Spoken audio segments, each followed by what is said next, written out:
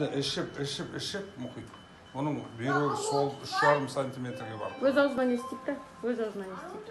Өзім айтып берші, жүргізді мына жерде кісі отырғандар бар ғой. Біз Успанбек. бәріміз осыны дұға жасап жүріп, Алладан сұрап Гемодиализ деген аппараттамын. Бүйрек жасамаған, рожденный бір бүйрекпін. Енді алдында басқа витаминдер іштік, анау іштік. Енді осы Асанның нелерін ішіп жатырық қой. Өнімдерін. Қазір бұға дейін, Асанға дейін мен бір неге өзіге түсіргем. Ол кезде 3-те 6 тұрын размер. Бұлай да бұлай.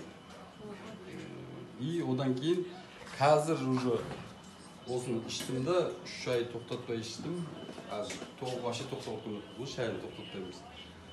Өткенде түсірдім, уже 6-да 5 болған почканың размері. Енді аппетиттерім бұзылмасын, бірақ таңғы дәретке шыққанда кішкене дәретте шығып бастады. 6 жылдан бері дәрет жоқ. 6 жылдан бері ешқандай не жоқ.